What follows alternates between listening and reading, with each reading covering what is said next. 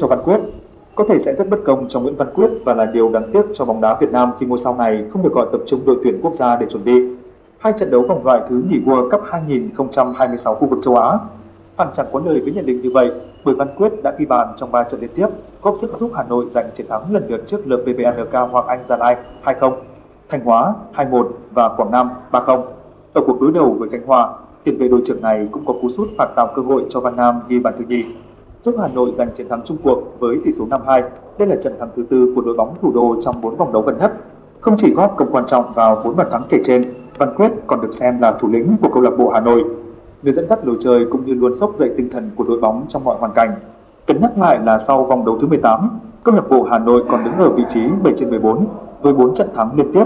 Đội bóng này đã chen chân vào 3 hạng đầu V-League mùa 2023 đến 2024, kém đội thứ nhì Bình Định 1 điểm và thu hẹp khoảng cách với đội đầu bảng Nam Định chỉ còn 6 điểm.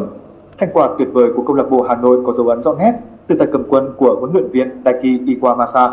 Song khó ai có thể phủ nhận Văn Quyết mới là mắt xích quan trọng nhất trong sơ đồ chiến thuật cũng như cách vận hành trong lối chơi của đội bóng thủ đô.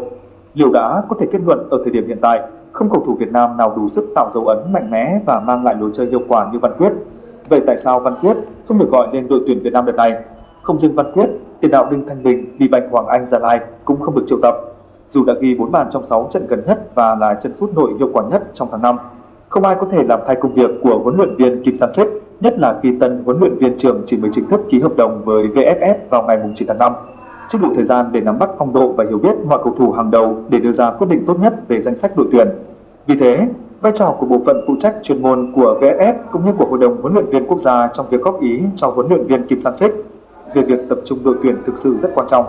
Vào giờ chót, mùng 1 tháng 6, Thanh Bình bất ngờ được triệu tập bổ sung vào đội tuyển khi Nguyễn Văn Tùng dính chấn thương trong trận Hà Nội gặp Khánh Hòa ngày 31 tháng 5. Xui rủi đến với Văn Tùng nhưng lại đem cơ hội đến cho Thanh Bình. Còn trường hợp của Văn Quyết thì sao?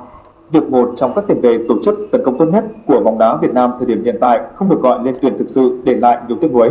Câu hỏi được đặt ra là vì sao những người có trách nhiệm lại không tư vấn cho huấn luyện viên Kim Sang-sik về việc trao cơ hội cho Văn Quyết? Với phong độ và kinh nghiệm, Văn Quyết hẳn sẽ giúp ban huấn luyện đội tuyển Việt Nam có nhiều lựa chọn khi cân nhắc về chiến thuật, con người ở hai trận đấu sắp tới. Nếu anh được triệu tập, quyết định có cho anh thi đấu hay không, tất nhiên hoàn toàn thuộc về sự thẩm định của huấn luyện viên Kim Sang-sik, nhưng khi đó, có lẽ không còn ai tiếc nuối hay thắc mắc về trường hợp Văn Quyết.